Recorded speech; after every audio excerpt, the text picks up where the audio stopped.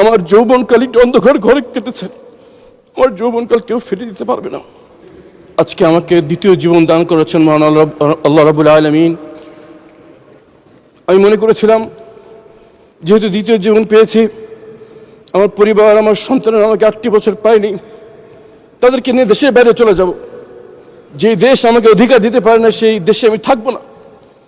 কিন্তু যখন 48 নম্বর ওয়ার্ড যুবদল সভাপতি সাজিদুল ইসলাম সুমন ভাইয়ের মেয়ে হাফসা ইসলাম রায়তার চোখের দিকে তাকায়, যে এখনো বাবার জন্য অপেক্ষা করে আছে, তখন যেতে পারি না। মানুষ আমরা যে কথা বলছি, আমরা যে বিষয়ের সাক্ষী, বেশ কিছু শক্তিশালী অপশক্তির বিরুদ্ধে আমরা সাক্ষী দিচ্ছি, যারা এখনো ক্ষমতাসীন অবস্থায় বিদ্যমান।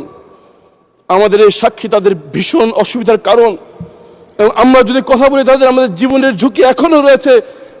যেমনভাবে জীবন দিতে হয়েছে আমার ভাই হাদিকে। কিন্তু যখন এই সুমন ভাইয়ের মেয়ের চোখের দিকে তাকায়, মনে পড়ে যে আমার মেয়ের কথা।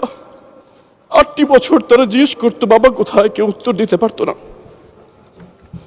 আজকে এখনো সুমন ভাইয়ের মেয়ে বলে যে আমাকে গুম করে আমার বাবাকে যেখানে রেখেছো সেখানে নিয়ে যাও, আমি আমার বাবাকে জড়িয়ে রাখবো, আর জড়িয়ে ধরে রাখবো, কোনোদিন ছাড়বো না। মোহাম্মদ পারভেজ ভাইয়ের মেয়ে আদিবা ইসলাম রিদি বলে, সবাই বলে ধরে নাও বাবা মারা গেছে, বাবা কি কোনো অঙ্ক যে ধরে নিব বাবা মারা গেছে?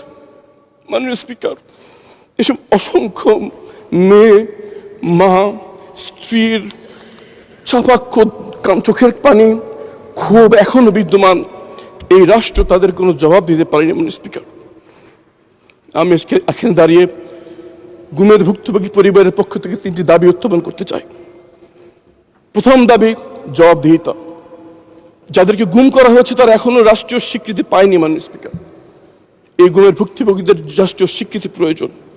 যারা গুমের সাথে জড়িত তাদের অনেকেই এখনো গুরুত্বপূর্ণ দায়িত্বে বিদ্যমান।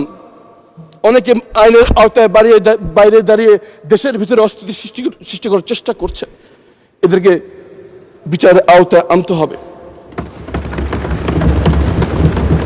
সর্বশেষ, এই বিচার যেন স্বচ্ছ হয়, ফ্যাসিস্ট আমলে লোক দেখানো একটি নাটক যাতে না হয়, এই 3 নিয়ে আমাদের প্রথম দাবি জবাবদিহিতা। দ্বিতীয়ত দাবি, এই ঘুমের ভুক্তভোগী পরিবারদের তাদের প্রিয়জনকে কেউ আমরা ফিরিয়ে দিতে পারবো না। আমার যৌবনকাল একটু অন্ধকার ঘরে কেটেছে। আমার যৌবনকাল কেউ ফিরিয়ে দিতে পারবে না। কিন্তু এই পরিবারগুলো যা হারিয়েছে তা ফিরিয়ে দেওয়ার ক্ষমতা আসমান জমিনের মধ্যে কারো নেই। কিন্তু যে কদিন আর আছে তাদের জন্য অন্তত অর্থনৈতিকভাবে কোনো কষ্ট না হয়, এতটুকু দায়িত্ব কি রাষ্ট্র নিতে পারে না? আমরা কতগুলো ব্রিজ বানানোর পরিকল্পনা করছি। একটা ব্রিজ বানানোর অর্থ যথেষ্ট হাতে গোনা এই কয়েকটি পরিবারের অন্তত অর্থনৈতিক নিরাপত্তা দেওয়ার জন্য। আপনার মাধ্যমে সরকারকে আহ্বান জানাচ্ছি, 17 বছর ধরে এই পরিবারগুলো অপেক্ষা আছে, আর তাদেরকে অপেক্ষা রাখবেন না। অবিলম্বে তাদেরকে একটি এমনভাবে অর্থনৈতিক পুনর্বাসনের ব্যবস্থা যদি আমরা করি যেন আর যাই হোক অর্থনৈতিকভাবে তাদের আর কোনো দিক যেন তাকাতে না হয়, এটা আমাদের দ্বিতীয় দাবি। এবং তৃতীয়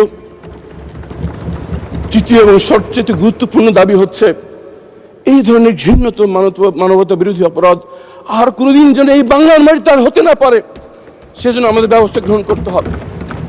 তার জন্য দরকার শক্ত আইন, তার জন্য দরকার রাজনীতিবিদদের দৃঢ়তা, যে আমরা আর যাই করি এই ধরনের অপরাধ যেন বাংলা মাটিতে না হতে পারে।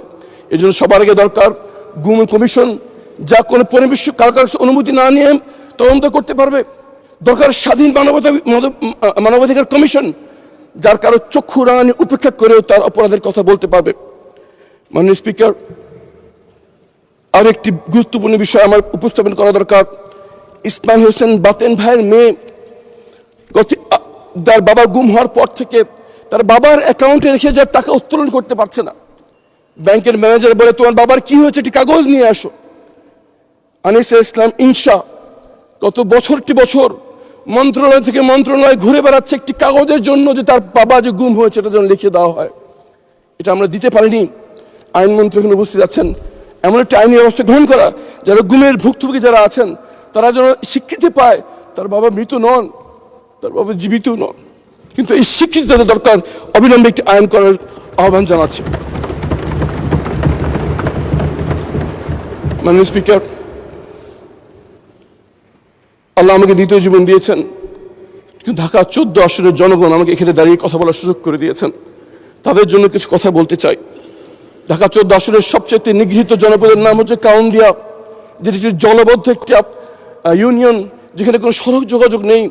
54 বছরে ঢাকার বাংলাদেশের অনেক প্রত্যন্ত অঞ্চলে ব্রিজ হয়ে গেলেও এই কাউন্দিয়া এখন পর্যন্ত সড়ক যোগাযোগ হয়নি একটি ব্রিজের অভাবে। মাননীয় প্রধানমন্ত্রী নির্বাচনী প্রচারণার সময় ওয়াদা করে এসছেন যেখানে একটি ব্রিজ নির্মাণ করবেন। আমি দাবি জানাচ্ছি আগামী 6 মাসের মধ্যে ব্রিজের নির্মাণ যেন শুরু হয় ইনশাআল্লাহ।